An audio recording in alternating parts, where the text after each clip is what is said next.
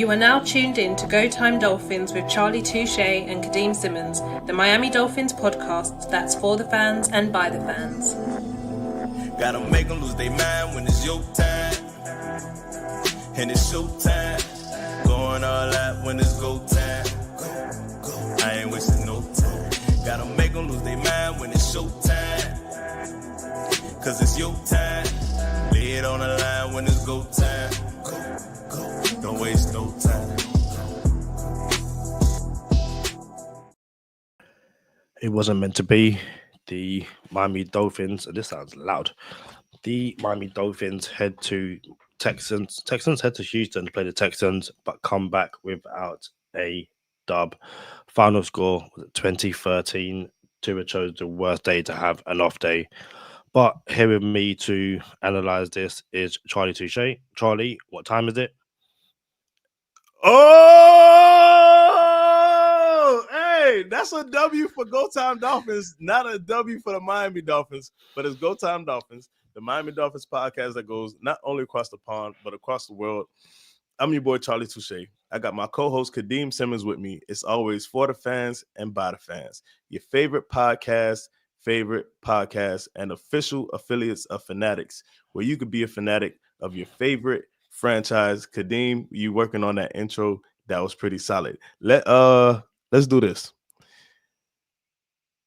Kadeem's a little under the weather. He's pulling not necessarily a Michael Jordan flu game, but he's a bit under the weather, and this is not going to be that long of an episode.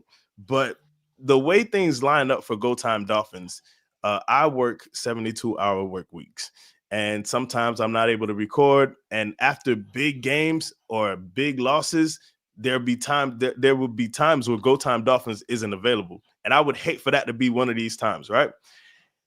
That being said, I'm a ride shotgun. Well, Kadeem's gonna ride shotgun for a second because I got something to say, and this is not gonna be that long of an episode. But hear me out, Kadeem. You could just sit shotgun for a second. I am not a political person, not at all, not even a little bit. All right, and in the United States, I just happen to be like not a history buff, but I like American history. Right. So from where we came from to where we are now, shout out to the English. We got free. You feel me? So I'll be real with you. There's a lot of things that I do in my free time when it comes to American history. And there's speeches, some great speeches, some great historians that were American.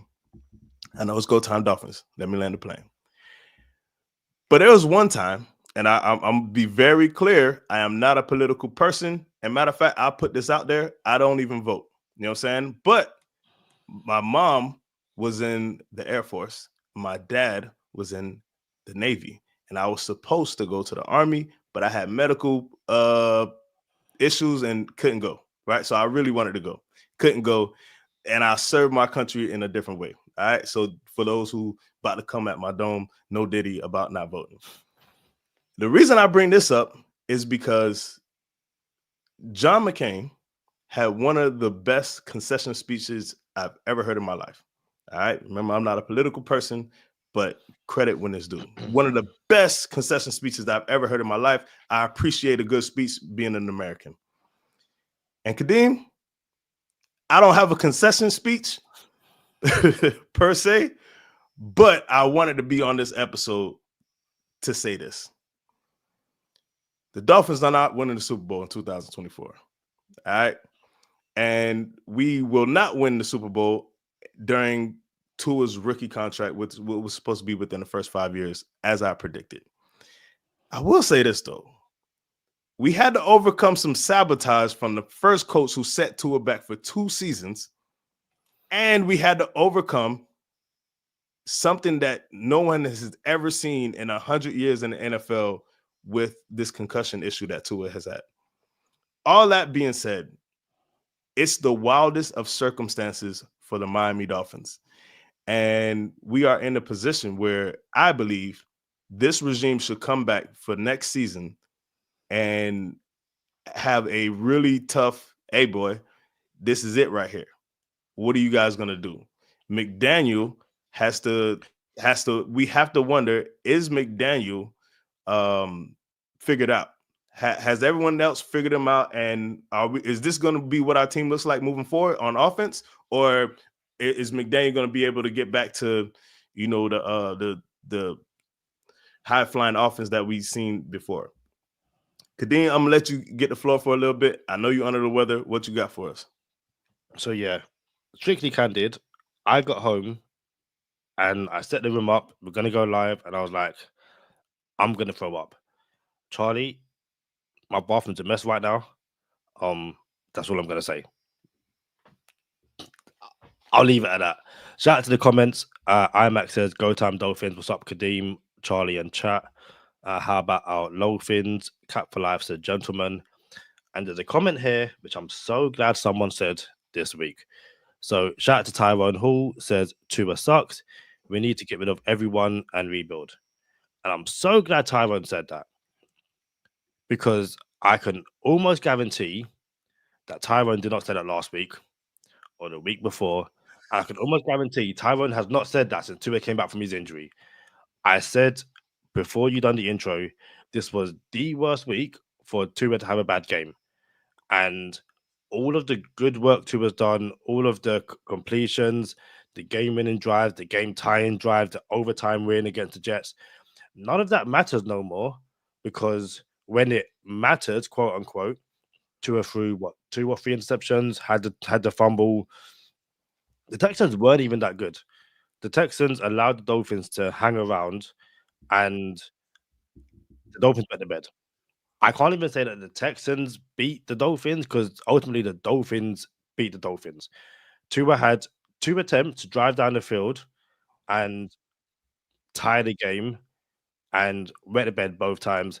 And I find it really interesting on the last one, the interception to Derek Stingley Jr., the second one, Derek Stingley Jr., who both myself and Charlie turned around and was like, go and get him when everything was looking great. Hey, you used one of the extra first round picks to get Derek Stingley Jr., have him sit behind Xavier Howard, and then take over. Didn't pan out. Derek Stingley Jr. is in Houston. But that final interception, Tua throws the ball up. Tyreek Hill has 2 hands on that ball. 2 hands. He got mugged. And he got mugged, because as he's coming down with it, same way he got mugged in Germany. Derek Stingley Jr. said, hey, give me that ball, and ends the game. And that's somehow on Tua's fault. So Tyrone Hall says, yes, I have. Don't let those games against bad teams fool you. And yeah, those bad teams like the LA Rams, who have a winning record. Listen, I'm way too sick right now to have a back and forth with anyone who doesn't think Tua is the answer. And listen, you can fan however you want. If you don't like Tua, that's fine. I don't like Tyreek Hill. I never really have. But that's more to do with these off-the-field issues than these on-the-field issues. But the one thing I will say is that if you don't like Tua, I genuinely advise you to go and support another team, because that guy ain't going nowhere. And Tim Carroll says, yes, Miami lost that game. We won the stats, yards, first down, etc. Charlie, over to you. Kadeem, I thought the game would look exactly like this, but the other way. I thought we were going to look like the Texans and the Dolphins were going to look like whatever. You know what I'm trying to say? I thought we were going to be in control of the whole game and the Texans were going to try to play catch up, but it happened the other way around. That's crazy to me. So Miami Dolphins lose 20-12. Sorry. Miami Dolphins lose 20-12 and blow my pick of the week, which was +7.5. +7.5. And the Miami Dolphins lose 20-12. And I think my streak is done now. I was streaking for a little bit, I think. That being said, Kadeem, 184 attempts, Tua, without throwing a pick. And comes in this game. I thought 204. Oh, maybe. I thought it was 184. It's a lot without throwing a pick. All right. And some that Tua said, hey, there's 4 things I want to work on in the offseason. And he said he wasn't going to tell nobody. And if y'all remember, I said that there was 3 things I wanted him to work on in the offseason. And I think all of them actually panned out pretty good. True story. And then today he comes in with ball security issues. Like, yo, we gotta secure the ball. Before, Sherrod Steve would say, "Oh, he's sloppy with the ball. Like, we can't be fumbling in the pocket and all of the like." And today, yeah, you really laid down. Am I ready to move on from Tua? No, I'm not. However, I want to be very clear. I've been watching football since I was 3 years old. Played football since I was 4. I'm not a professional. I didn't make it. What cool, but I am a huge football fan. LB would say, I'm not even gonna say that. You know what I'm saying? So I know a little something when it comes to football. I'll just say that. That's why we ended up having a podcast. Barry Sanders used to be my favorite player. Champ Bailey was up there amongst the favorite players.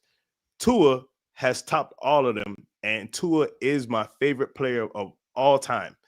All time. I know that sounds crazy to some people, like, why is Tua this guy's favorite player, right? But Tua is still diving head first for first downs, bro. And I understand the competitive nature that someone has to have to be one of 32 in the world. In the world, Craig, he's one of 32 in the world. There are only 32 starting quarterbacks in the world that play for the NFL. He's one of them. So I understand the mentality you have to have. But you gotta protect the franchise, bro. You're the franchise. One time, Dwayne Wade was saving a pass, falling out of bounds at a Heat game, and the whole crowd parted the Red Sea, right? And he ran into the chairs, and it was pretty hard. And the announcer like, "What are y'all doing? He's the franchise. You gotta protect the franchise." And Tua, you gotta protect yourself, bro. You know what I'm saying? And I'm so glad we're here talking about a healthy Tua instead of a unhealthy Tua. And next thing you know, this will come out a little different. I have to be a little more tactful the way I say it. But bro, he's still not protecting himself as well as I would like for him to protect himself. We're gonna get to the game in a second. But before you jump in, Kadeem, because of that, bro, there's football, and then there's Tua, you gotta be better for yourself and the team and all that good stuff. As the GM of this football team, Kadeem, there is no way I can go into next season with trust that Tua will play a whole season, bro. Like he did last year. He played a whole season last year, and everybody was, "Oh, we're good. We made it out." You know what I'm saying? There's no way, bro. And now I have to allocate resources and assets like a pick or trading or cap space to a backup quarterback, which you might have to pay the most the NFL has ever seen for a backup quarterback because Tua isn't protecting himself properly, and I don't like it, Kadeem. Go ahead. I said this. I've said this before today, and I've kind of felt like the Trevor Lawrence injury kind of validated my point. You can slide, which is protecting yourself and giving yourself up. Someone's still gonna clean your lights out. Joe Flacco against the Dolphins slid. Kiko Alonso cleaned these lights out. Jay Glazer on some US network said that if you slide feet first, that's potentially not protecting yourself, and you might be better off diving head first. The NFL is a brutal sport. Shout out to Grant DuBose, who sounded like he had maybe one of the worst NFL injuries. Like, he was on the field for a very long time. Allegedly, they had to get the paddles out to like make sure he's okay and stuff like that. So we obviously hope that he's okay. I think that as long as Tua's playing football, whether he slides, whether he dives head first, whether he gives himself up, by curling up into the fetal position, I don't think there's anything you can do to eradicate or to lessen some of those injuries. I can understand it's a scary thought for Dolphin fans to see him dive head first, but he dove head first, and the players kind of like squished him like in his midsection. Like, by him diving head first, he may have actually prevented a potential head injury. But I think at this point, like I said, you look at Trevor Lawrence, you look at Joe Flacco, you look at how many other quarterbacks who have slid and have still got hurt. I don't think there's anything you can do from any position, from any player, that can prevent him from suffering a head injury. I want to be clear. You're 1,000,000% right. I actually believe diving head first is safer than sliding feet first. I believe that, Kadeem. But in the manner of which he dove head first was not safe, is what I'm trying to say. You see what I'm saying? So yeah, he dove head first, and it's safer in my opinion. But in the manner in which he dove head first was, bro, you got to be safer than that if you're gonna go head first. Because I feel like he didn't even dive on one of them. I feel like it was the DeMar Hamlin play again. Like I feel like it was like I'm trying to get this yard. That's what I seen it as. If it was a dive protecting himself, I seen it a little differently than that. That being said, you mentioned Grant LeBeau's. Listen, I hate it. I hate football for this. You know what I'm saying? And somehow you have to find a way to compartmentalize as a player, as a fan, as a human being to start watching football or playing football all over again within seconds or minutes. I hate it, bro. I was watching it and I'm like, yeah, man, I'm such a softie, bro. Like I have a heart, you know what I'm saying? And it's real, it's crazy in my old age, bro. I'm getting real sentimental. You feel me? So I hate to see something like that. You can only wish the best for him, bro. And it doesn't look good from where we sat. And you know, the report came out and said he's in stable condition. Like, bro, what really is stable condition? Like, you know what I'm saying? Like, stable meaning I don't even want to go into it. You know what I'm saying? So what really is stable if you can't do X, Y, and Z? So don't want to get too much into that. I know we're going to keep this short, but back to the game real quick. Couple things killed us. Fake punt killed us. Only having 130 yards total yards in the game up until the middle of the third quarter killed us. Jason Sanders, you done with him yet, Kadeem? Keep going. I'll get Jason Sanders in a sec. All right, killed this. Bro, I'm not understanding what we're doing with Tyreek Hill, Coach McDaniel. We have a group chat, and I can't remember. I seen a little bit of it because I be trying to like keep my mental, and I can't be going through the group chat too often. But bro, once upon a time there was, we're targeting Tyreek Hill too much as Kadeem goes into the background. Hopefully he's not calling Earl. Bro, we have Tyreek Hill. Once upon a time, it was, we're showing Tyreek Hill too much attention. He has 13 targets. And then I had to come on this podcast and say, yo, Tyreek Hill has the same amount of targets as Jamar Chase, Justin Jefferson, Cooper Kupp, the other ones in the league, the elite ones, not just ones, elite ones in the league. So it's not crazy that he has so many targets. But when you don't have any catches in the third quarter of a must-win game, nah, bro, that's unacceptable for Coach McDaniel. And it's the same thing. Like, you seen Jonnu Smith get started up late. I'm like, yo, Coach, what we doing? Like, we're not getting our go-to Jonnu Smith in the game early enough. We're not getting Tyreek in the game early enough. Jaylen Waddle gets hurt on almost every single play, it seems like. Am I tripping, Kadeem, or am I tripping? You're tripping. But I'm also throwing up, so I can't go for too much longer.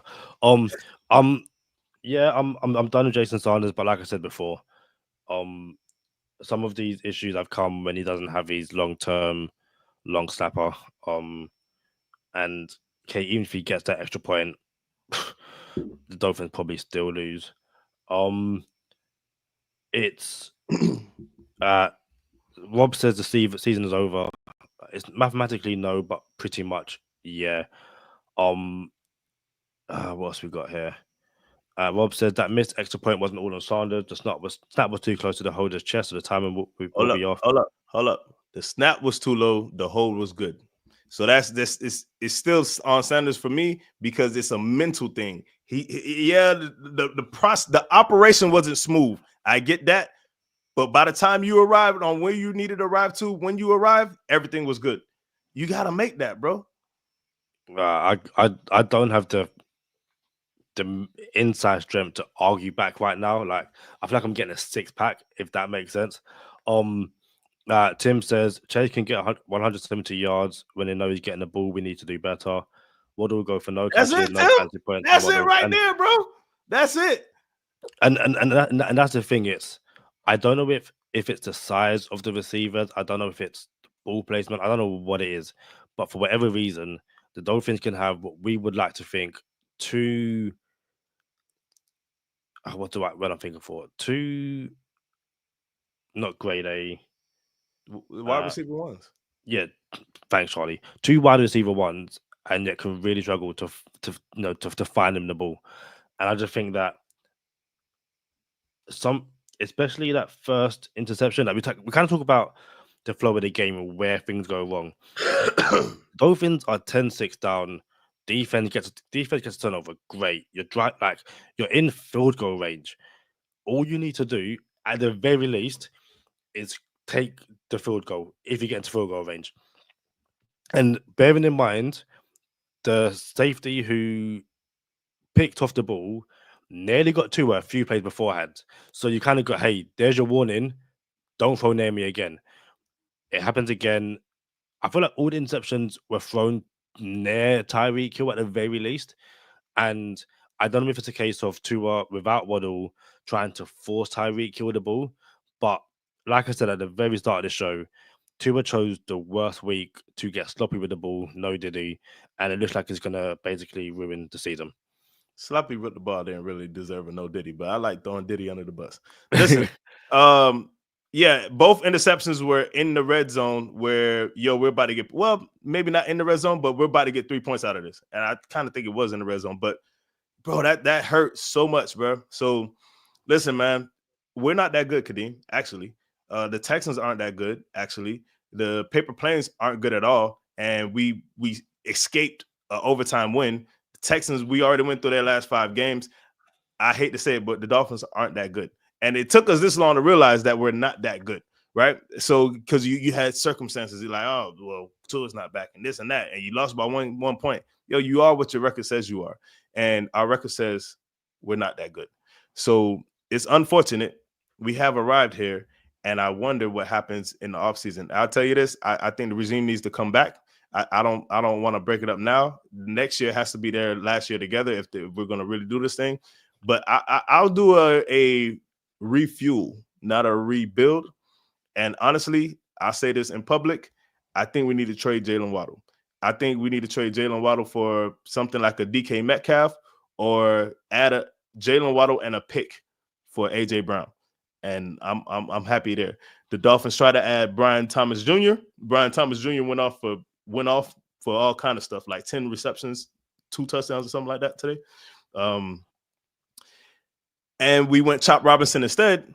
Looks like we lucked up there too. So either way, we were going to get that pick right. We got Chop Robinson right. We got Brian Thomas Jr. right. And Chop Robinson has enabled us to hold firm on not bringing back Bradley Chubb, in my opinion, and saying, hey, we need you to take a pay cut if you're going to decide to stay here. And now I will not bring Bradley Chubb back for the rest of the season. You got something to say before we get out of here, Kadeem, instead of calling Earl? Shout out to Hammer. He says, I'm so disappointed, but it happened just the way I predicted. And yeah, I can see the Dolphins moving on from Hill before they move on from Waddle. But yeah, people can fan however they want. I have no issue with anyone who says that Greer, McDaniel, or whoever needs to go to change things up. That's your opinion. I can understand where you're coming from. I might not agree with it, but I have an issue with people who are silent. Charlie, I don't know if you've seen the meme. It's the Simpsons meme where Bart's in the classroom and everyone in the classroom saying, go and say it, go and say it, go and say it. And then he says it, and then everyone puts their arms up in the air.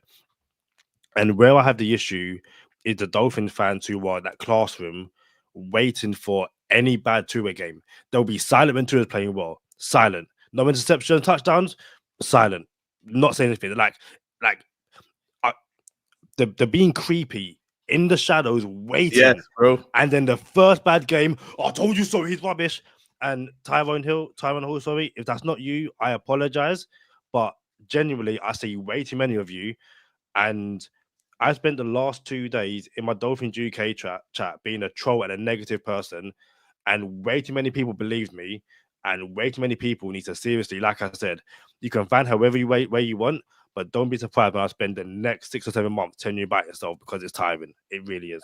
Hey Rob, you said timing is off, Charlie. What are you talking about? You're fill me talking in. about the The Sanders. snap. Yeah, all right. Cool. And then Tim Carroll coming to my rescue says, Charlie, the Henny game was against the Jags. He led a 98-yard touchdown drive.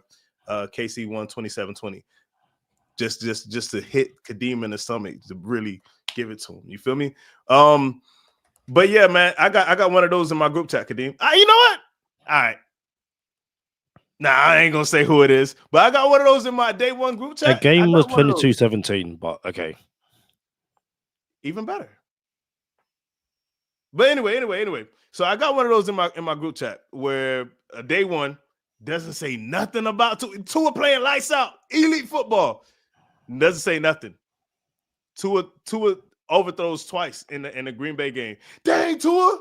Like, hold on, bro. Like, yo, the game was already blown out of proportion before Tua.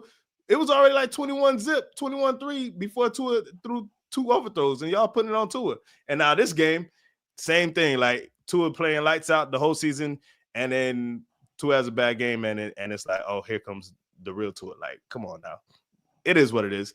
Let's get in the bonus time, Kadeem. I don't want you to make us go viral for the wrong reasons. Y'all know what time it is. Stay positive. Test negative. For Kadeem Simmons, I'm Charlie Touche. Thank you for tuning in this time. Make sure you catch us next time on Go Time. Already. Gotta make them lose their mind when it's your time. And it's show time. Going all out when it's go time. I ain't wasting no time. Gotta make them lose their mind when it's show time. Cause it's your time. Lay it on the line when it's go time. Don't waste no time. Gotta make them lose their mind when it's your time. And it's showtime. Going all out when it's go time. I ain't wasting no time. Have you seen any of Tua's quotes after the game? Nah. So he said, he messed up. And again, I'll be as honest as I can and give the person the benefit of the doubt, even though I know exactly what this person done and they've done it on purpose. They cannot tell me that they didn't. But Tua basically says, any player who is thinking about, a trip to Cabo or Mexico right now, it says a lot about, themselves and, basically saying if you're thinking about phoning the season in, then what are you doing? You shouldn't be in this locker room. But a very big Dolphins Twitter account clipped just that one bit of him talking about Cabo and Mexico and tried to insinuate that that was Tua's message that, hey, I'm thinking about going to Cabo and Mexico and that he's gonna not care no more. Shout out to everyone in the comments who called this person out and said, damn well that you've taken us out of context. Hold on, Kadeem. Why can everyone else call them out in the comments, but we can't call out that account on the podcast? Because not to give it away, this person's been on this podcast, and I would rather call them out when they're when he's on the podcast. Yeah, I'm going to give the person the benefit of the doubt and go, hey, all right. I want to say what you did right there and then without, saying it. You know what, Kadeem? My bad, bro. I second guess you. I knew you had a plan. My bad, bro. Like, I'm going to let it. I'm going to let. You seen back in the Bad Boys too? That's how I want my partner to shoot. That's how I want my next part. That's how I want my co-host to shoot, boy. Like, yeah. Even Rob's seen it being clipped out of context. And again, being full candid, I have no issue calling out TD Finn's talk because we offered him on this show and he didn't want that smoke. Instead, he's doing still offering it to TD, and he still don't want the smoke. He's doing tea time with two different female podcasts, and do what you got to do. You don't have time for us on this podcast, so I will call you out. And anyone else who we've said, hey, come on the podcast, have a conversation. They don't want to do it. This person is being this podcast. We have time for them, so we will get you on the podcast, and we will ask you about them and say, hey, what's going on there?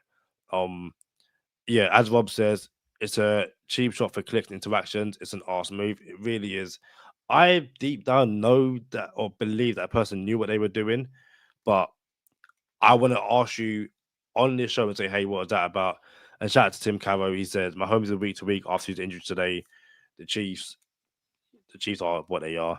And IMAX says, great show, fellas. Charlie, before I head back to the bathroom, Anything else from you?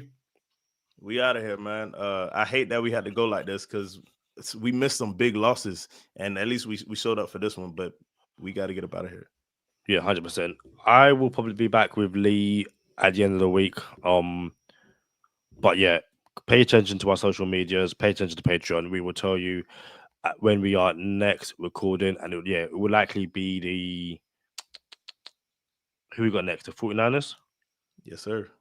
The 49ers preview, unless anything breaks before then. But until then, Debo Samuel is going to be a Miami Dolphin next year. I sincerely hope not, but that's for a you whole heard other it first. That's a whole other episode. Guys, we shall see you soon. Peace.